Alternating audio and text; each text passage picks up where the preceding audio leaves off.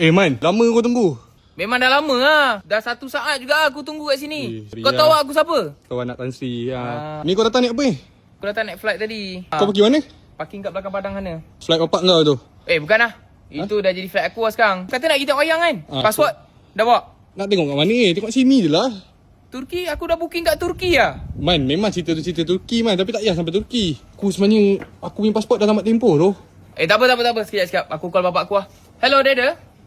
Ni my kawan ni. Dia pasport dia dah tamat tempoh. Boleh tak suruh kerajaan Malaysia renew dia punya pasport sekarang tak? Nak sekarang tak? Sekarang tak? Now. Daddy please, now. Dah renew lah.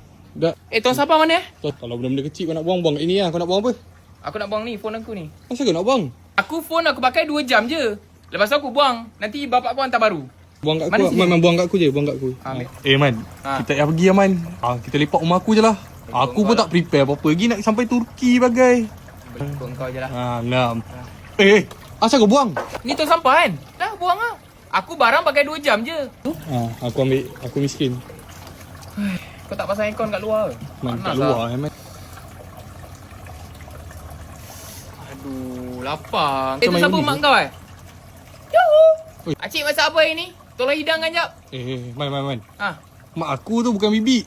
Gaji mak kau sebulan berapa? Cik, gaji acik sebulan berapa? Nanti bapak saya bayar. Tolong hidangkan makanan jap. Lawa juga taman rumah kau ni kan? Man, terima kasih ya man. Aku berminat lah. Berapa harga? Man, rumah aku tak jual man. Anything have a price lah bro. Okay, Dad? Okay, dah bayar dah? Man. Okay, dah. Dah, bapak aku dah beli lah rumah ni Man, untuk aku. tolong lah man. Family kau duduk mana man?